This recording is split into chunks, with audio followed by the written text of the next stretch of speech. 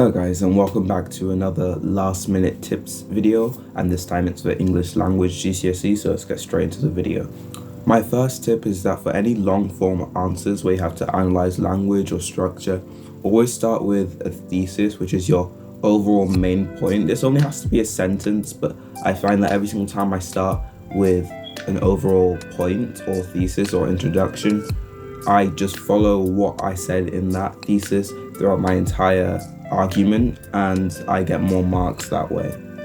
My second tip is that in the final question on your English language paper, do not start creating an entire plot-driven story. Often people can write themselves out of marks because a plot-driven story will have loads of parts to it, and maybe it can go too long, and writing too much can often make your answer seem much worse than if you had written only a page or a page and a half. Often with my last questions, I will just write about something that happened within the space of 10 seconds and just describe the person's surroundings and just describe the motions that they're making in just a lot of detail to get more marks than writing a whole story.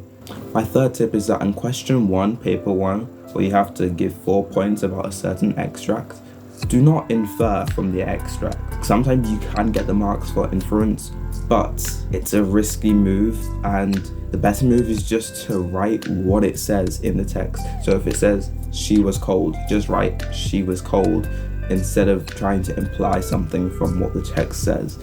It's way more safe and it guarantees you those 4 marks. My fourth tip is that when you're writing your long form answers, in terms of the descriptions and the creative writing, make sure you use lots of different punctuation, lots of different grammar points, like single sentences or single sentence paragraphs, and then going on to a large paragraph. Vary your structure and just vary the punctuation you use, because that does account for a lot of the marks in those kind of questions.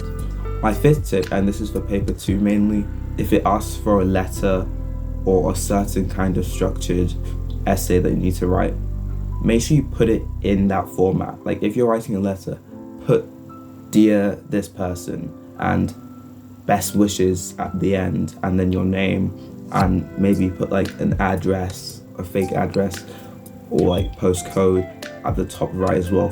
Format it like a letter or whatever it's asking for, because it's just going to look way more legit, and the examiners will just mark your essay better in a way. That's all the tips I have for English language. I didn't give that many tips because it's a really hard subject to give tips on, because not everyone does the same papers as I do. So I tried to be general. I hope they helped. Don't forget to like and subscribe, and I'll see you guys in the next video.